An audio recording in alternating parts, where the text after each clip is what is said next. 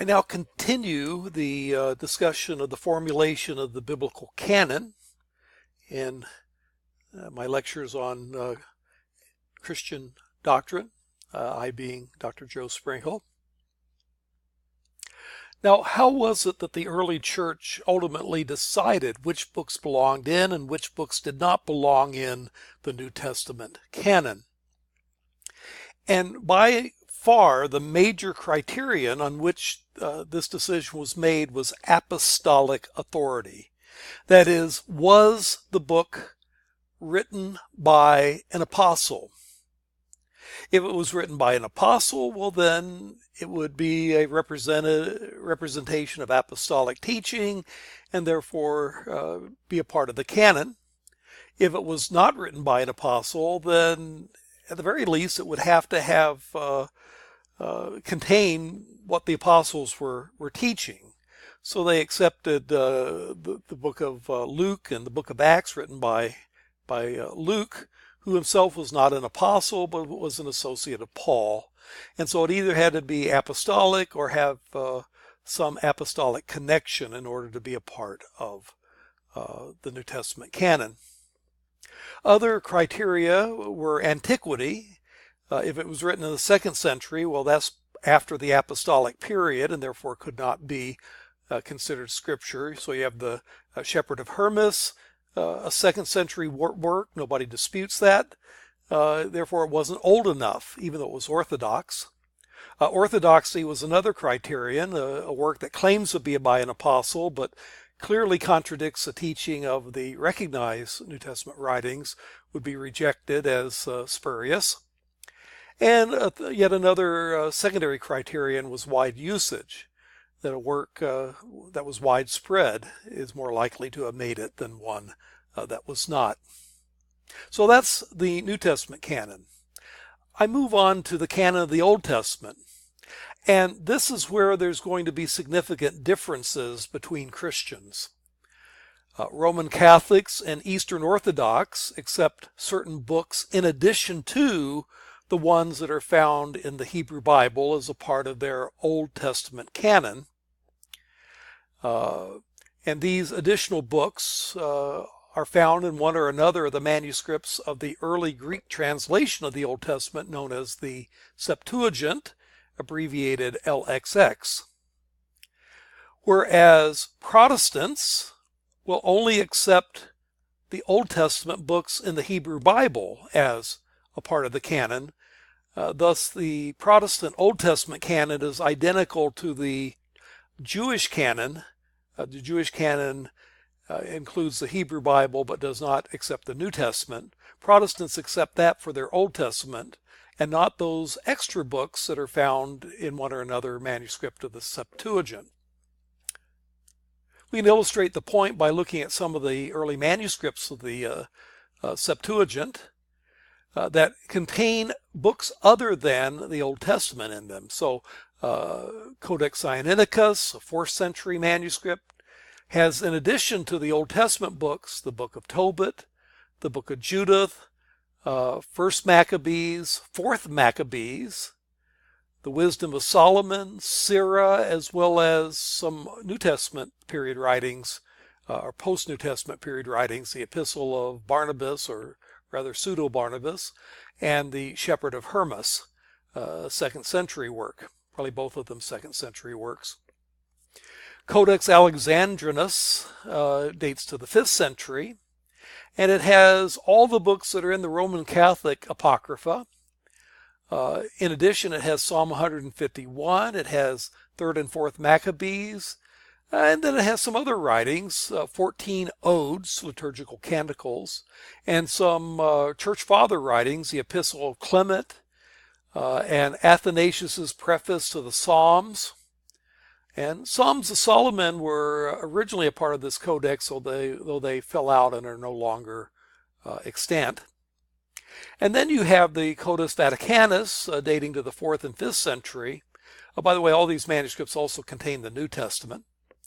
But it contains the books of the Apocrypha, except none of the book of Maccabees, nor the Prayer of Manasseh that are found in some manuscripts.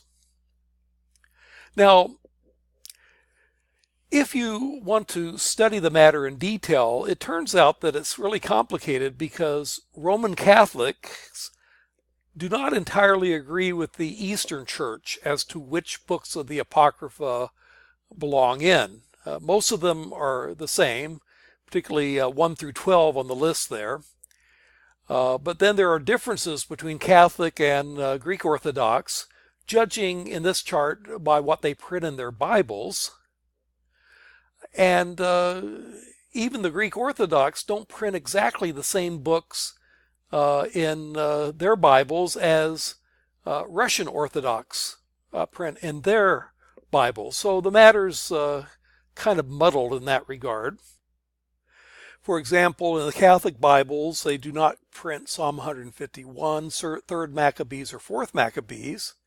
And even in some of the ones they print, they're considered a non-canonical appendix to the New Testament in the 1592 Vulgate Latin Bible, 1st Ezra, 2nd Ezra, and Prayer of Manasseh.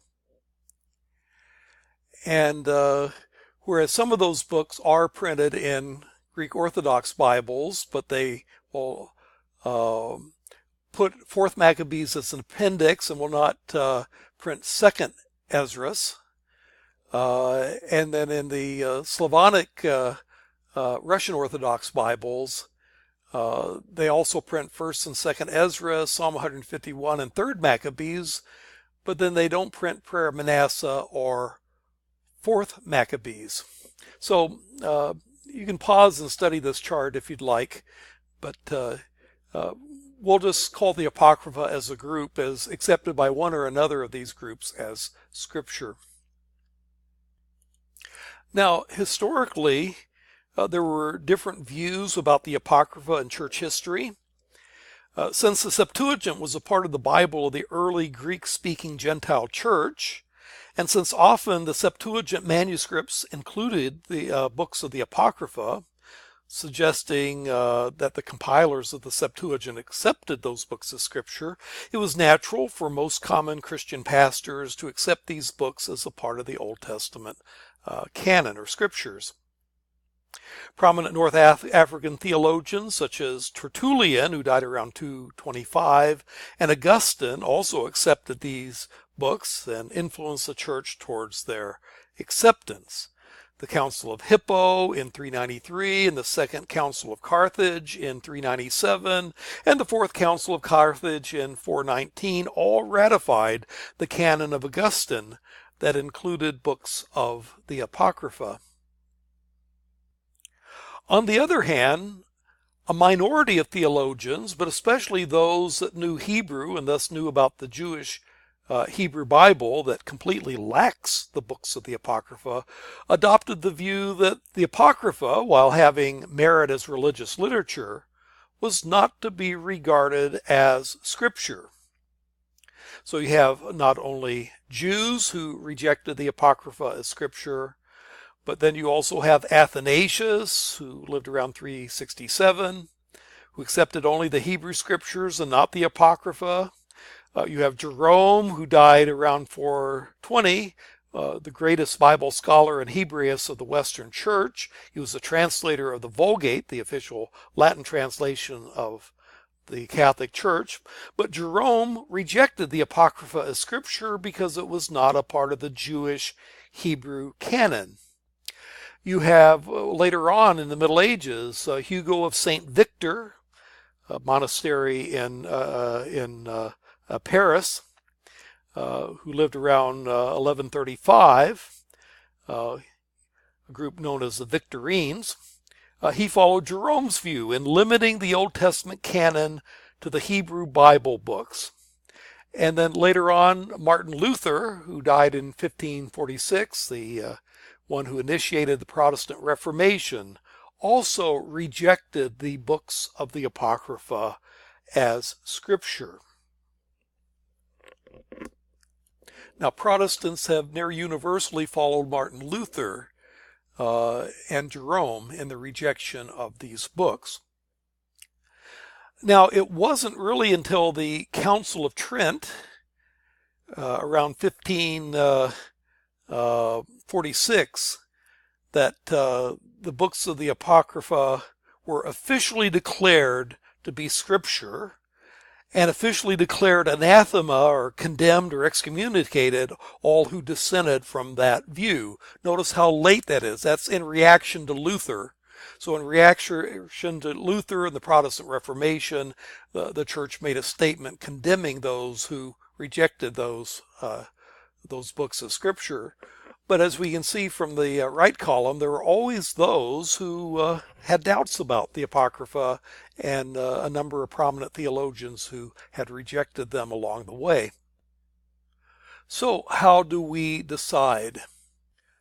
I suggest that we decide on the basis of the authority of Jesus. Now, I confess to you that I'm speaking as a Protestant, so if a non-Protestant Catholic or Orthodox finds this, well, this is a Protestant argument. Jesus was the Son of God, so whatever he held to is authoritative.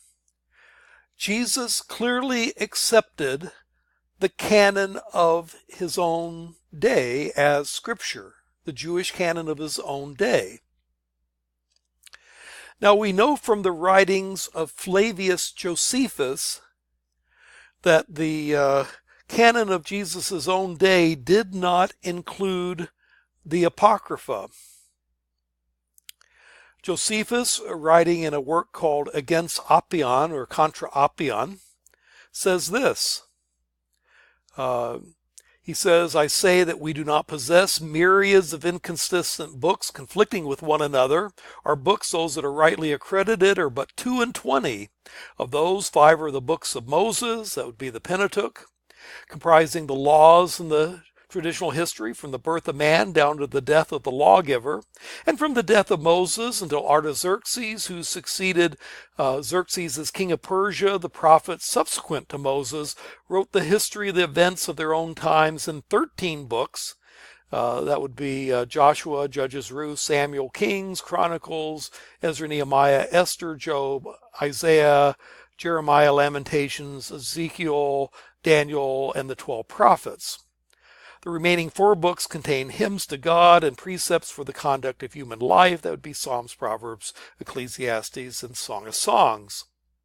In other words, Josephus affirms as scripture, though he counts them as 22, whereas we might count them as 27, the exact same books in his Jewish Bible as is in the Protestant Old Testament. But then he makes this additional remark. From Artaxerxes to our own times, the complete history has been written. That would include the books of the Apocrypha, but has not been deemed worthy of equal credit with the earlier records because of the failure of the exact succession of the prophets. In other words, Scripture could only be written by prophets, and because those later books cannot be affirmed to be written by prophets because the prophets kind of died out in the intertestamental period, well, that means those books cannot be considered scripture. There's no convincing evidence that Jews anywhere else, even in Alexandria, Egypt, had any other canon other than the one that's mentioned by Josephus. The Jewish writer Philo, who lived overlapping with the life of Jesus, says that neither quotes or even mentions any of the books found in the Apocrypha as you study his writings. And the early church fathers who lived in Alexandria, Egypt, the Origen and Athanasius, both state that Jews reckon the canon at 22 books, which is exactly the 22 books that Josephus mentions. Moreover, neither Jesus nor the New Testament ever cites the Apocrypha as scripture. The New Testament quotes the Old Testament nearly 300 times, alludes to it hundreds of times, but it never quotes from the Apocrypha. And even the allusions that there may be, and there may be some allusions, none of them affirm the Apocrypha as scripture. Moreover, Jesus appointed the apostles who wrote the New Testament and hence gave the apostolic authority to them that allowed them to be recognized as writers of Scripture.